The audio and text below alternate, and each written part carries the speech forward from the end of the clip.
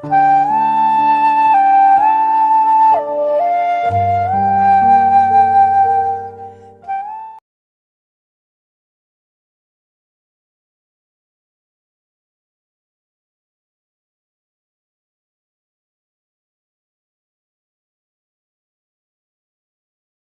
નિર્ણાયકગણ, શિક્ષક મિત્રો, વિદ્યાર્થી ભાઈઓ, માત્ર નામ બોલીશ. તમારે અહીંયા આવીને તમારું માત્ર group G1 G2 G3 G4 જે હોય એ બોલીને માત્ર તમારું નામ, જેમ આગળ બેને એનાઉન્સ કર્યું એમ કોઈએ પોતાની ઇન્ટ્રોડક્શન આપવાની જરૂર નથી. રાઈટ? ફર્સ્ટ નામ બામણિયા ઉર્વશી પરશુભાઈ. વિદ્યાર્થી મિત્રો, 1.5 મિનિટનો તમારો ટાઈમ પૂરો થાય એટલે બેલ વાગશે. બેલ વાગે એટલે તમારે તમારી નેક્સ્ટ લાઈન કમ્પ્લીટ કરી અને બંધ કરી દેવાનું. પ્રોગ્રામનું આખું રેકોર્ડિંગ ચાલુ છે, તમારા બધાના વિડીયોઝ ઉતરે છે. અહીંયા બોલશો એના પણ વિડીયો અને ફોટો ઉતરશે. અવાજ કરશો તો બધું ડિસ્ટર્બન્સ વિડીયોમાં આવશે. તો કોઈ વિદ્યાર્થી ક્યારે પણ અવાજ નહીં કરે, માત્ર બોલવા વાળાનો અવાજ આપણને સંભળાશે.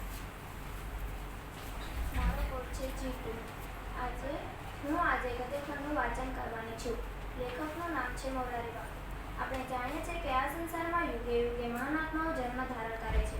આવી એક ચેતના 12 જાન્યુઆરી 1863ના રોજ કલકત્તામાં દત્ત પરિવારમાં અવતરી.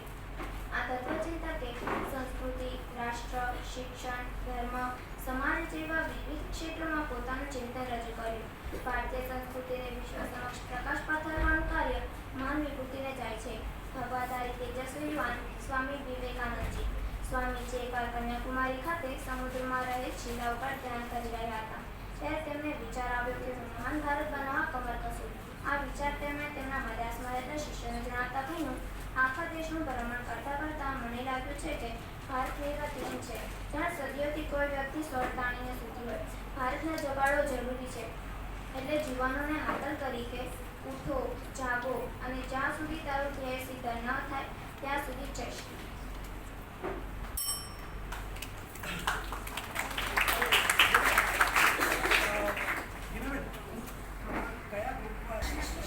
રબારી રાધિકા ઈશ્વરભાઈ.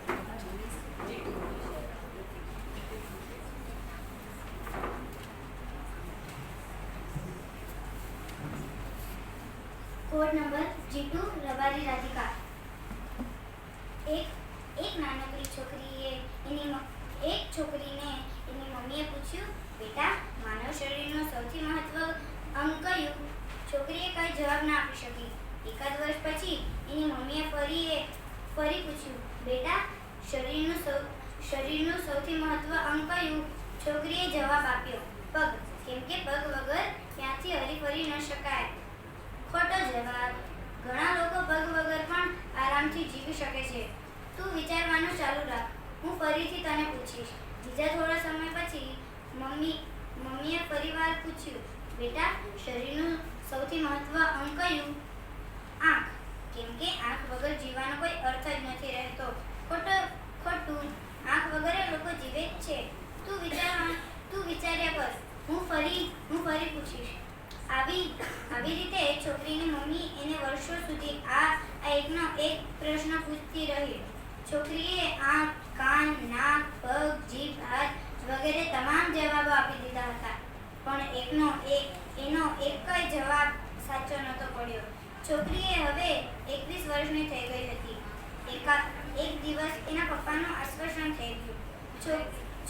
છોકરીની અનેક સખીઓ અને દોસ્તો આવ્યા એને આશ્વાસન આપવા એના ઘરે હતા.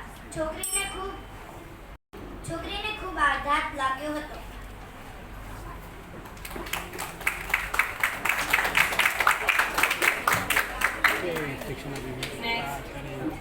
વરવાડ હાર્દિક રાજુભાઈ અને ત્યાર પછી G3 ગ્રુપ તૈયાર રહે. G3 group. મારું નામ છે હાર્દિક. મારો ફોન નંબર છે G2. મારું નામ છે હાર્દિક. દોસ્ત જેમ જેમ જૂનો થતો જાય તેમ દોસ્તી નવી થતી રહે. દોસ્ત જૂનો હોય તો સારું લાગે, પણ દોસ્ત જૂનો હોય તો બિલકુલ સારું ન લાગે. આજના જમાનામાં મિત્રતા અમૂલ્ય છે, ખજાનો છે. તો હું એ મિત્રતા વિશે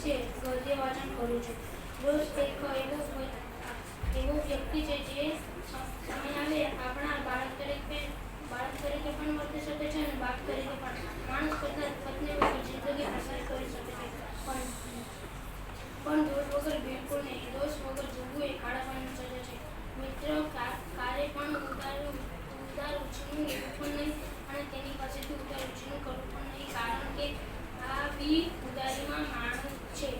મિત્રો પણ જાય છે અને મૈત્રી પણ ડૂબી જાય છે.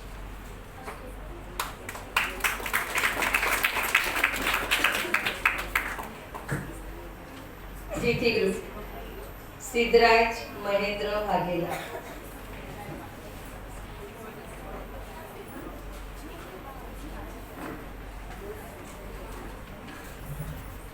નમસ્કાર, મારો કોડ નંબર G3.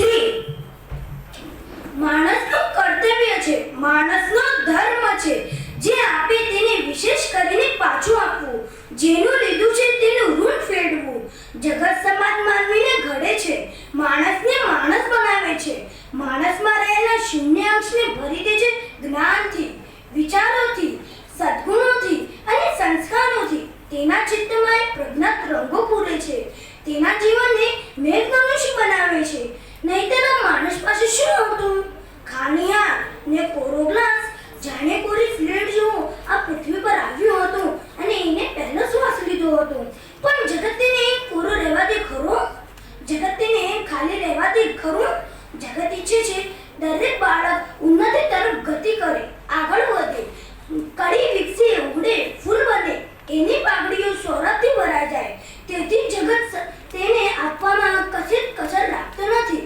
મા બાપ, સગા સંબંધીઓ, મિત્રો અને સમગ્ર સમાજ સૌ સાથે મળીને એને જીવન આપે છે, જીવનની સુગંધી આપે છે, જિંદગી જીવવા માટે રીત આપે છે, પોષણ આપે છે, શક્તિ આપે છે, ઘાટીલાપણું આપે છે, આરોગ્ય આપે છે, જ્ઞાન આપે છે, એને સાચવે છે, જતન કરે છે, વિકસાવે છે. પછી સ્ત્રી હોય કે પુરુષ, જગત સમાનમાં જગત આપવામાં કશી કસર રાખતો નથી. નમસ્કાર.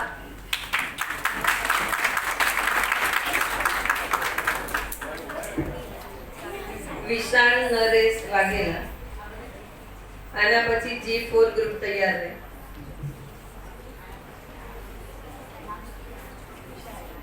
મારો કોડ નંબર છે G3. હું વિશાલ નરેશ વાઘેલા છું. જસભાઈ ખેતરમાંથી આવી પહોંચ્યા. હાશ કરીને બેઠા ન બેઠા નહીં તેઓ બોલી ઉઠ્યા. ખેડૂતની બધી દેખભાળ સોંપીને આવ્યો છું. પછી તેમને બધી તૈયારી કરી લીધી છે ને? હા હા, હું તો તૈયાર જ થઈને બેઠી છું. સવિતાબેન બોલ્યા. હું જુઓ, મેદી તો મેં કેટલાક દાડા પહેલા વાળી રાખી છે. બારી બારણાએ નવા નુક્કર પડદા લગાવી દીધા છે. પલંગ પાસે 2 ખુરશીઓ ગોઠવી દીધી છે. તુલસીના 2 કુંડલા પણ તૈયાર મૂક્યા છે. મારા અનિકેતને ઉપર રહેવાનું ગમશે તેવું ચોખ્ખું ચણા કરી મેલ્યું છે. ઉપર તો એને અમેરિકા જેવું લાગશે. એકલો અનિકેત કેમ કહે છે? સાથે દીપ્તિ પણ આવે છે ને? એકના એક દીકરાને વહુના કંકુના પગલા. આ ઘરમાં હવે પહેલા વહેલા પડશે નહીં કે? હાસતો સવિતાબેનની આંખો નાચી. અનિકેતને અને દીપ્તિ અમેરિકાથી પરણેલા અને તે પછી આજે જ આવતા હતા. કેટલાક દિવસો જસભાઈએ અને સવિતાબેનના એમના આગમનની રાહ જોતા હતા. આવવાના દિવસે તેઓ એમના ગામથી શહેરમાં આવીને વહેલા એરપોર્ટે ઉપર પહોંચી ગયા. ત્યાં પછી આવીને વહેલા એરપોર્ટ ઉપર પહોંચી ગયા.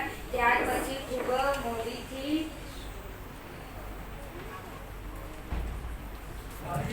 વિદ્યાર્થી મિત્રો, તમે જે વાક્ય બોલો છો એ વાક્ય ભલે બેલ વાગી જાય, વાક્ય તમારું કમ્પ્લીટ કરો, અડધેથી નહીં છોડો.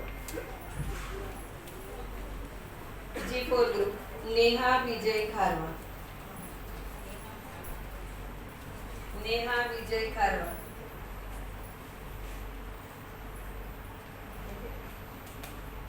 સોલંકી નિખિલ ગોવિંદસિંહ.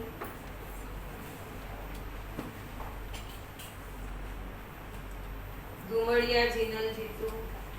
આખું ગ્રુપ જ કહી શકું. G5 ગ્રુપ જયની કાંતિ પટેલ.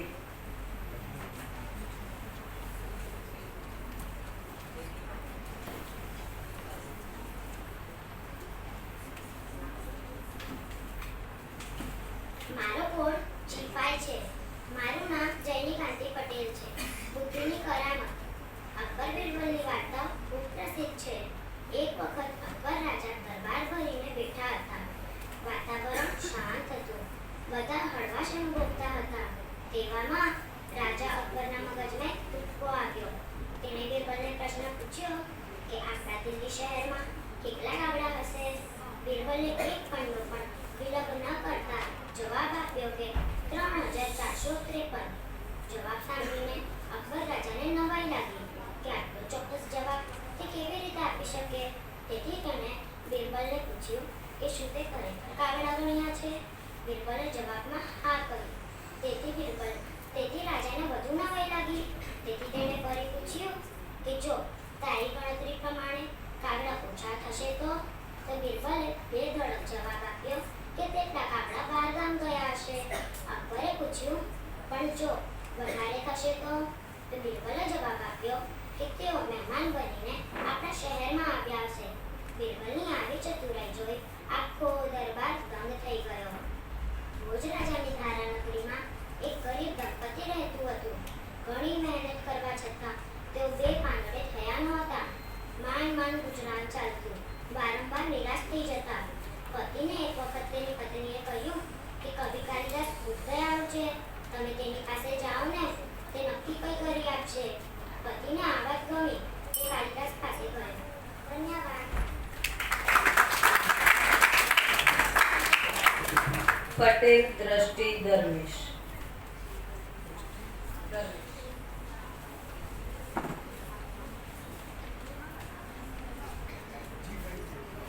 મારું કોડ છે G5.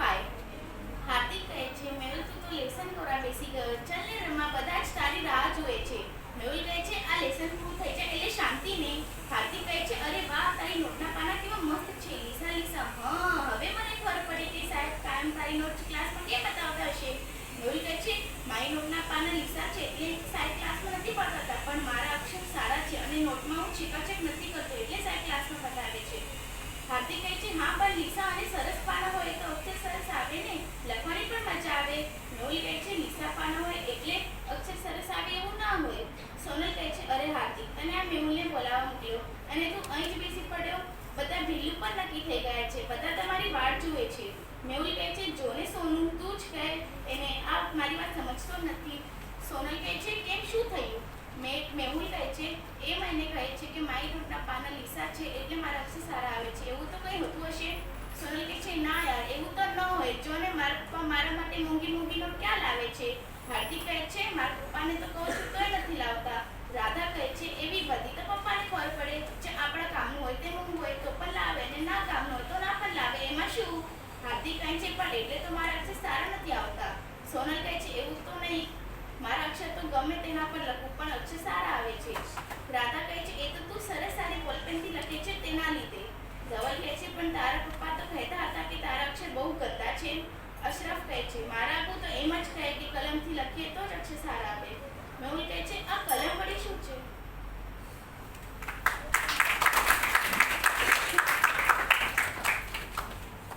રાવલ પૂજા પ્રકાશ.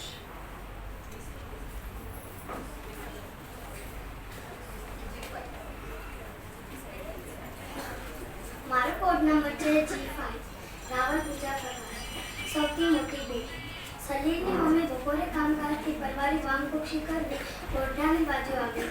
ઘરની પાછળનું આંગણું સાફસૂફ જોઈ એકદમ આશ્ચર્ય પામી, કારણ કે જ્યારે તે સૂવા માટે ગઈ ત્યારે આંગણામાં ચારે બાજુ ઘાસના અને માટીના ઢેફા હતા. માત્ર 2-3 કલાકમાં એટલું મોટું ફેરફાર. આ બન્યું કેવી રીતે? સલીલ નળ પાસે હાથ ધોતો હતો. મમ્મીને જોઈ સલીલ બોલી મમ્મી મારો બગીચો કેવો દેખાય છે? મમ્મી બોલી મમ્મીએ આશ્ચર્ય ભાવે પૂછ્યું કે શું આ બધું કામ તે કર્યું? ના મમ્મી, મને તો સલોનીએ મદદ કરી. ગઈકાલે મેં તેને મદદ કરી હતી.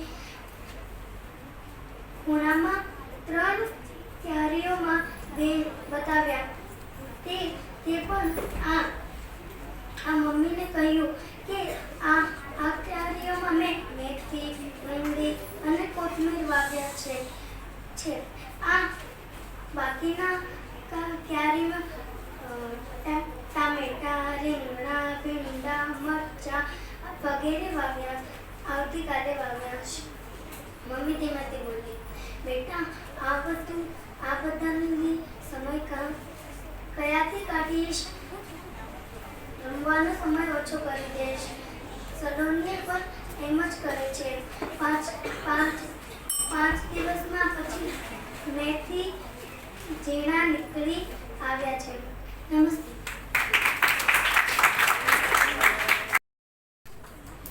સરસ.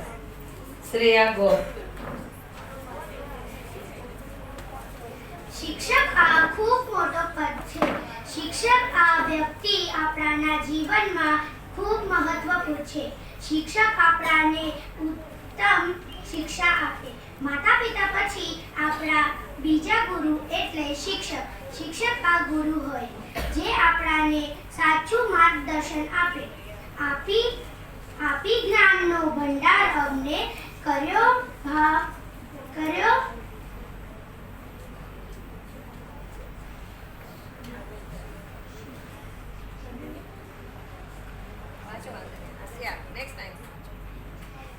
છીએ આભારી એ ગુરુઓના જેને કર્યા છે અમને. આપણ બધાને જ ખબર છે કે આજે 5 સપ્ટેમ્બર છે. આ દિવસે શિક્ષક દિવસ હોય જેમ ઉજવાતા છે.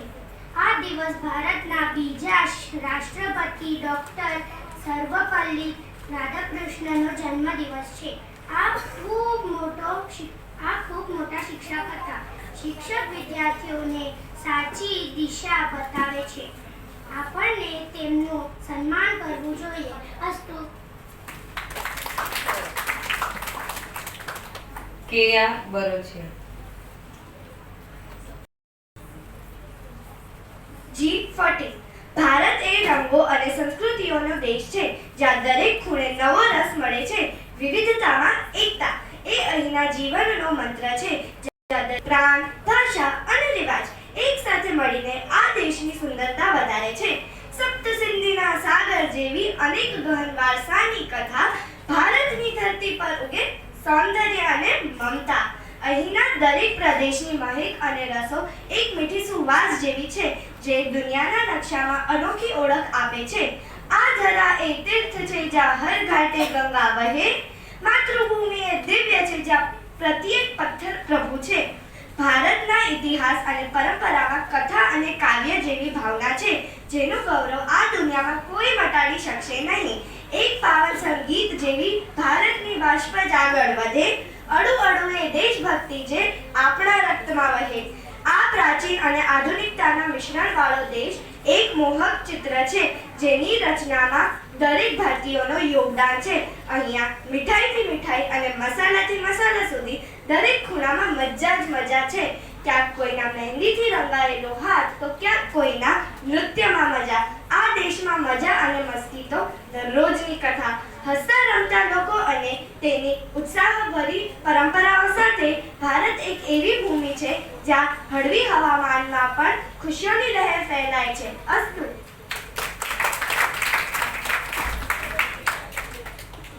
રાશિ કટારવર.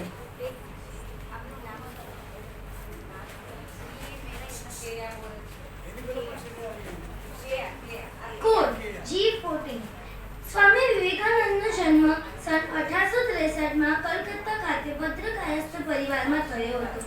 તેમના માતા પિતાએ સ્વામીની વિચારસરણી પર અસર પડી. પિતાએ તેમના બૌદ્ધિક દિમાગથી તથા માતાએ તેમના ધાર્મિક સ્વભાવથી. બાળપણથી જ તેમનામાં આધ્યાત્મિકતા તથા ઈશ્વર સાક્ષાત્કાર માટે લગાવ દેખાતો હતો. ઈશ્વરનો સાક્ષાત્કાર કરાવી શકે તેવા વ્યક્તિની શોધમાં તેઓ રામકૃષ્ણને મળ્યા અને તેમના શિષ્ય બની ગયા. રામકૃષ્ણએ તેમને એક ગુરુ તરીકે વેદાંત અને બધા જ ધર્મો સાચા છે તથા માનવ સેવા એ જ સાચી પ્રભુ પ્રાર્થના છે તેવું શીખવ્યું હતું. શીખવ્યું હતું કે અત્યારે આપણને આપણા દેશમાં જેની જરૂર છે તે એટલા બધા રોલર રમવાની નથી, પણ થોડાક બળની જરૂર છે.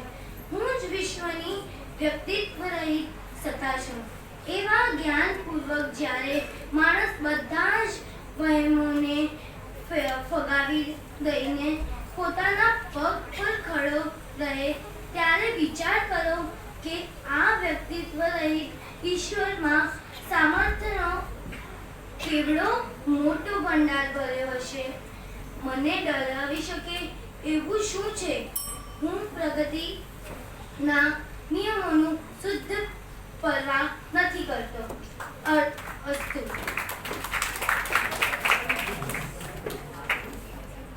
આ રાશિ એની પહેલા કે એની પહેલા શ્રેય હવે ધ્વનિ ભાનુશાલી. મારો કોડ છે G14. આજનો મારો વિષય છે ભણતર અને ભાવનું મહત્વ. એક મંદિર હતું, એમાં બધા જ માણસો પગાર ઉપર હતા. આરતી વાળો, પૂજા કરવા વાળો માણસ, ઘંટ વગાડવા વાળો માણસ પણ પગાર ઉપર હતો.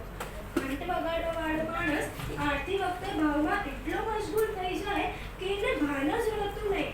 આ માણસ પૂરા ભક્તિભાવથી પોતાનું કામ કરતો, જેથી મંદિરની આરતીમાં આવતા લોકો ભગવાનની સાથે સાથે આ ઘંટ વગાડતા માણસના ભાવના પણ દર્શન કરતા. એની પણ વાહવાહ થતી. એક દિવસ મંદિરનું ટ્રસ્ટ બદલાયું અને નવા ટ્રસ્ટીએ એવું ફરમાન કર્યું કે આપણા મંદિરમાં કામ કરતા બધા જ માણસો ભણેલા હોવા જરૂરી છે. જે ભણેલા ના હોય એમને છૂટા કરી દો. પેલા ઘંટ વગાડવા ભાઈએ ટ્રસ્ટીએ કહ્યું કે તમારું આજ સુધીનું પગાર લઈ લો ને હવેથી તમે નોકરીએ આવતા નહીં. પેલાએ કહ્યું, સાહેબ ભલે ભણતર નથી પરંતુ મારો ભાવ તો જુઓ. ટ્રસ્ટી કહે, સાંભળી લો, તમે ભણ્યા નથી એટલે તમને નોકરીમાં રાખવામાં આવશે નહીં. બીજા દિવસથી મંદિરમાં નવા લોકો રાખવામાં આવ્યા, પણ આરતીમાં આવતા લોકોને પહેલા જેવી મજા આવતી નથી. ઘંટ વગાડવા વાળા ભાઈની ગેરહાજરી લોકોને વર્તાવા લાગી.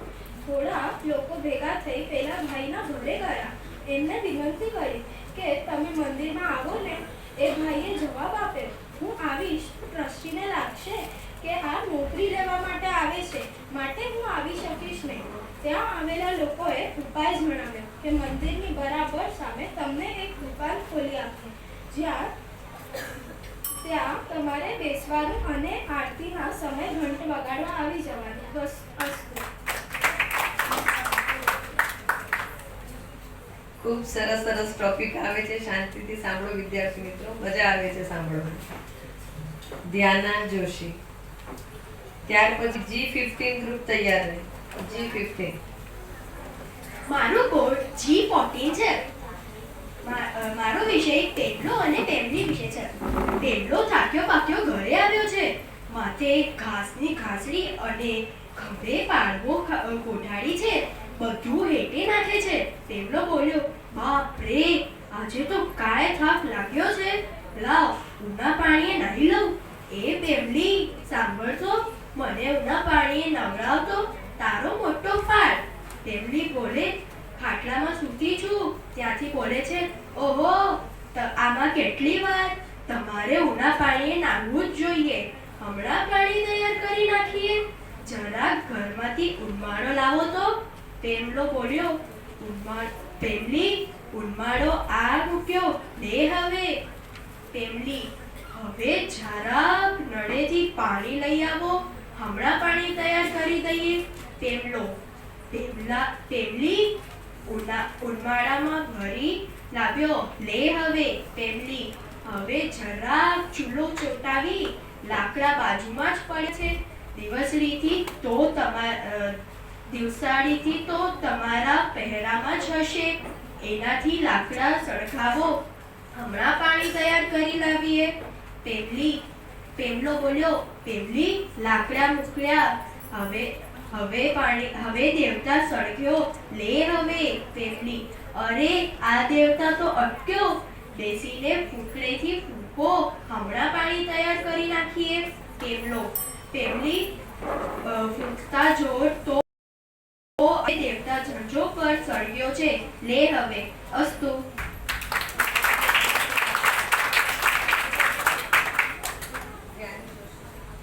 જ્ઞાના Joshi. G14. Gnana Joshi. G15 group Dev Mehta.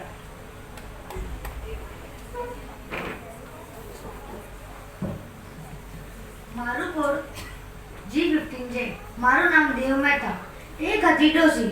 તે પોતાની દીકરીને ઘેર જવા નીકળી. જતા જતા રસ્તામાં તેને એક વાઘ મળ્યો. વાઘ કહે, ડોસી ડોસી તને ખાવું. ડોસી કહે, દીકરીને ઘેર જાવા દે, તાજી માજી થાવા દે, પછી મને ખાજે. વાઘ કહે, ઠીક. ડોસી તો તેની દીકરીને ત્યાં ગઈ. દીકરી રોજ રોજ ડોસીને સારું સારું ખવડાવે પીવડાવે, પણ ડોસી સારી થાય નહીં. એક દિવસ ડોસીને તેની દીકરીએ પૂછ્યું, મારી ખાતા પીતા તમે પાકડા કેમ પડતા જાઓ છો? ડોસી કહે, દીકરી દીકરી હું તો પાછી ઘર જઈશ ને ત્યારે મને રસ્તામાં વાઘ ખાઈ જવાનો છે. મેં તેને કીધું છે કે હું મારી દીકરીને ત્યાં જઈને પાછી આવું, પછી મને ખાજે. દીકરી કહે, અરે મારી એમાં તો બીઓ તો શું? આપણે ત્યાં એક ભંબોટીઓ છે, માટીનો ઘડો છે ને પડ્યા છે, તેમાં તમે બેસજો, પછી ભંબોટીયાને દોડાવતો દોડાવતો લઈ જાજો. ડોસી માટે તો એક ભંબોટીયો આણ્યો. પછી ડોસીમાં તેમાં બેઠા અને ભંબોટીયા દોડતા દોડતા ચાલ્યા. રસ્તામાં તેને સાપ મળ્યો. ભંબોટીયાને જોઈને સાપ કહે, ભંબોટીયા ભંબોટીયા ક્યાં ડોસી દીઠા? ભંબોટીયો કહે, કિસકી ડોસી કિસકા કામ, ચલ ભંબોટીયો અપને ગામ. સાપ તો આ સાંભળી વિચારમાં પડ્યો, મારું આ શું? આ ભંબોટીયોમાં તે શું કહે છે? સાપ તો ભંબોટીયાની પાછળ પાછળ ચાલ્યો. ધન્યવાદ. બંગોટીઓ સારો શબ્દ છે. માહિર શાહ.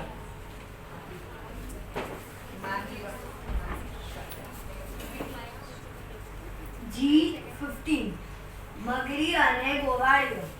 એક હતી મગરી, તે નદીમાં હતી. એકવાર એણે વિચાર્યું, ચાલ ને આ નદીમાંથી નીકળીને તળાવમાં જાઓ.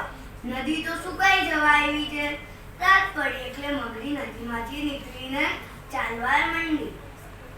અડધે રસ્તે આવી ત્યાં તો સવાર પડે. મગરી કહે, હવે ચાલીશ તો કોઈ જોઈ જશે ને મને ખાઈ જશે.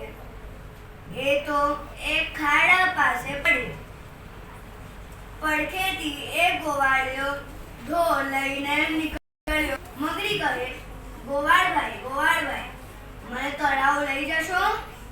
ગોવાળ કહે, ના રે બાપુ, તું મને ખાઈ જજે ના. મગરી કહે, નહીં ખાઈ જાઓ, જરૂર મને નહીં ખાઓ. ગોવાળિયો તો મગરીને કંધે ઉપાડી તળાવ પાસે લઈ ગયો અને કાંઠે મૂકી.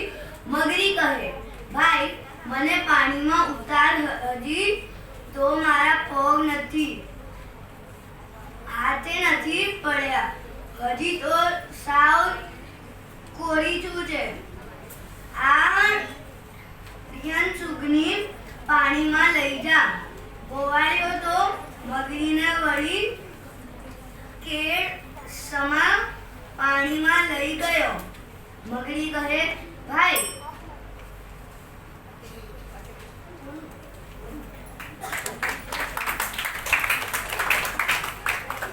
જીગર બોરીચા.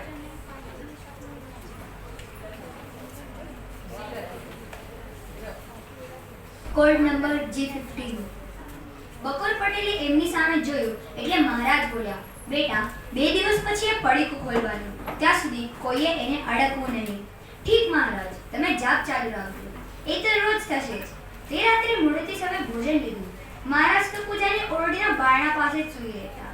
બીજો દિવસ થયો અને મહારાજ કહેવા લાગ્યા, બેટા તમે રજા આપો તો જાઓ, બીજા એક શિષ્યને મેં વાયદો આપ્યો છે, એને ત્યાં જવાનું છે. પટેલ વિચારમાં પડી ગયા. તેમણે પૂછ્યું, પાછા ક્યારે આવશે મહારાજ? આવીશ પાછો, જરૂર આવીશ. ભગવાનની આજ્ઞા થવી જોઈએ, મારા ભક્તને હું ભૂલું?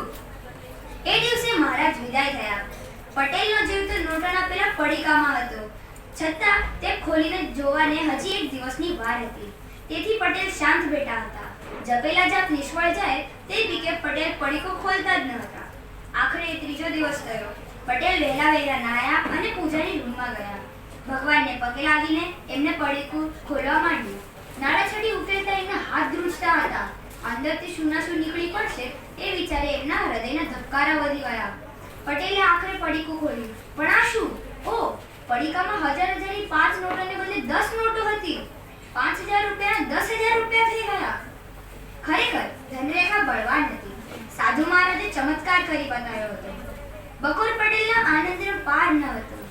તે ખુશ મિજાજમાં આવી ગયા. એમણે હાય ચકરી પટાળીને કઈ વાત કરી નહીં. એમને ધાસ્તી લાગી કે કદાચ સ્ત્રી જાતિને આ વાત કરવાથી હજાર વધારાની 5 નોટો અદૃશ્ય થઈ જાય તો. ધન્યવાદ. Parshvi Patel.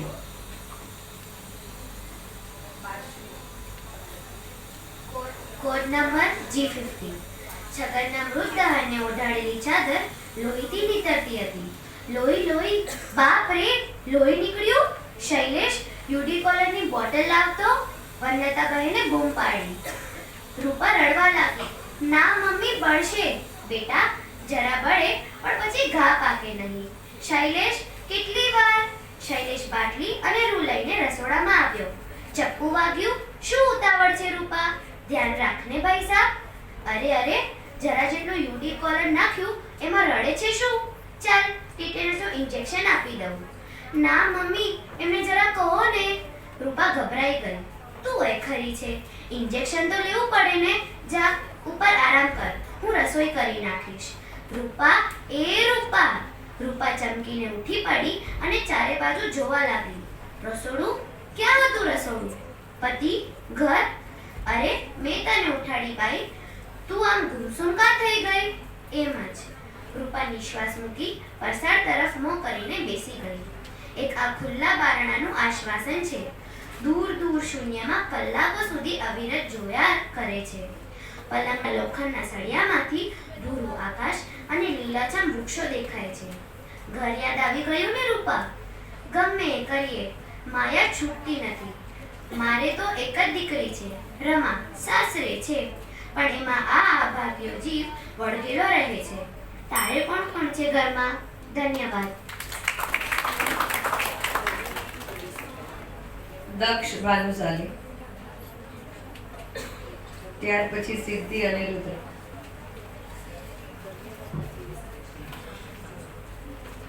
Code number G50. સવાર પડી કે હું ઘરમાં રહી શક્યો નહીં. સૂર્યોદય થતાં રાતના સ્મરણો સ્વપ્ન જેવા લાગ્યા. હું ભુલેશ્વર આગળ ગયો. જે જગ્યાએ હું ઊભો હતો, જે જગ્યા પર તે બાળા પડી હતી, તેને યાદ કરવા લાગ્યો. શું આ અનુભવ ખરો હતો કે મનની ભ્રમણા? ના, ભ્રમણા કેમ હોય? દિવસ છતાં લોકોની ભરચક અવરજવર છતાં એક રસીલું પણ દુઃખથી ત્રાસેલું મુખ મારી નજર આગળ દેખાતું હતું. કોઈ મરવા પડેલી કોકિલાને સ્વરે પૂછતું, દયા છે કે નહીં? એક કાનની ચીસ મારા કાનમાં સંભળાયા કરતી હતી. મેં આજુબાજુ જોયું. એક ગંજાવા ચાલમાંથી તે નીકળી હતી. તેમાં જઈ કેવી રીતે પૂછું? અચાનક કઈ મયાત થશે એમ ધારી હું ઊંચે નીચે જોઈ રહ્યો. ઉપર જઈ શું કરું? ખીન્ન હૃદય હું પાછો આવ્યો.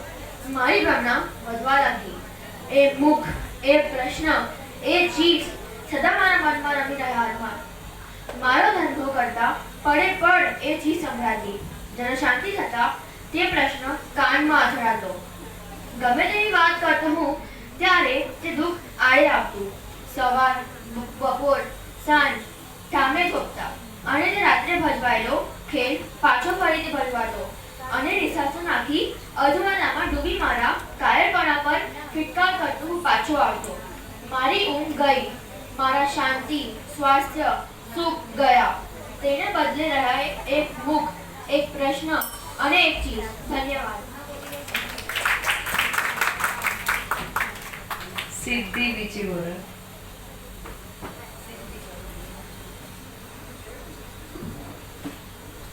Code number 50. બેટા, એ તો તારા બાપુ મને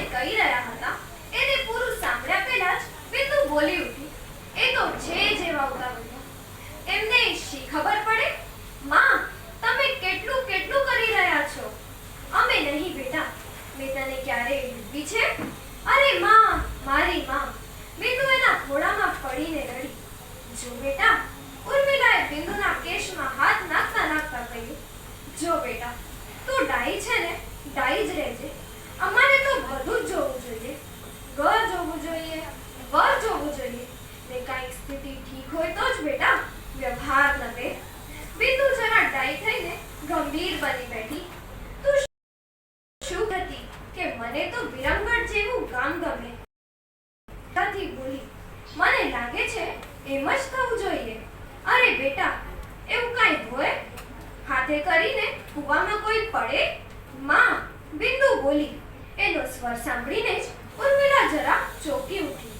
માં, તમે મને મા વિનાનીને જેવી રીતે પ્રેમ સાગરમાં નવરાવી દીધી. આપણા જીવનનો એ મહામૂલો વર્ષો મને નથી મળવાનો કે શું? ઉર્મિલા આવક બનીને સાંભળી રહી. પછી તે ધીમેથી બોલી, દીકરી, તને ભણાવી ગણાવી હોશિયાર કરી તે શું કેવળ આમ દુઃખી થવા? બિંદુએ જવાબ આપ્યો, ભણવું ગણવું એ તો જીવનના સંસ્કાર પૂરવવા માટે છે. ધન્યવાદ. રુદ્ર છોટાનું. ત્યાર પછી G16 ગ્રુપ તૈયાર છે. G16. નમસ્તે. Code number G15. ગોળને જોયું તો એકે બાજુ હટાય એવી જગ્યા ન મળે એટલે પડકારો કર્યો, પટેલિયા ગાડું રોકજે. બાપુ, હાથમાં વરડ પડી ગયા એટલા ખેંચ્યું છું પણ સારતા નથી. ઠીક, તો આ પાદે. ગાડું અછોડવા છેટું રહ્યું એટલે પોલાણે માણકીને પાણીની ચીપ દીધી ને લગામ ડોચી એવી ચારે પગે ઉડીને ગોળીઓ જાય એમ બળીંગ કરતી ગાડુને બળદ ટાપીને વાજોવાજ ગઈ. એ જ ગાડું બળદ જામની વારને સામું મળ્યું.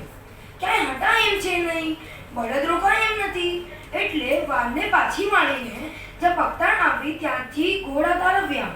ત્યાં તો ગોળણ લાંબોલા નીકળી ગયો. એ ટાણે રસ્તામાં પીઠા ભેળો થયો એટલે કહ્યું કે ભાઈ, હવે મોરડીને ભેળવવાની ખરેખર મજા આવશે. અત્યારે મોકો સંધાણો. વાસા લગી જામની 500 ઘોડાની પોચ પડી આવે છે અને જો હવે મોણપ રાખી તો અંતરિયાળ રહ્યા એમ સમજજે. માટે જેટલી હાંકવી હોય એટલી હાંકજો. પીઠાક કહે, અરે ગોળણ, તે તો મારું મોત કર્યું. મોડીને પગ જ ક્યાં છે? સાવ ઝલાઈ ગઈ છે. માથેમાં વરસાદના ઝાપટા, રસ્તામાં ગારો ને લપસણ. એમાં ઘોડી કરે શું ને મારે ભાગવું કેમ? પીઠાકભાઈ, તો દ્યો મોડીને ધારા તીરથ અને આવતા રહો માણકી ઉપર. વાર આવી પહોંચીને પકડાશો તો ગામને ગરાસ બધુંય ખોવાઈ જશે. પીઠાકને વાત સાચી લાગી. મોઢીથી હવે આગળ જઈ શકાય એમ હતું નહીં એટલે તલવારને ઝાટકી ડોકું કેઠું પાડીને માણકી ઉપર 2 જણ સવાર થયા. ધન્યવાદ.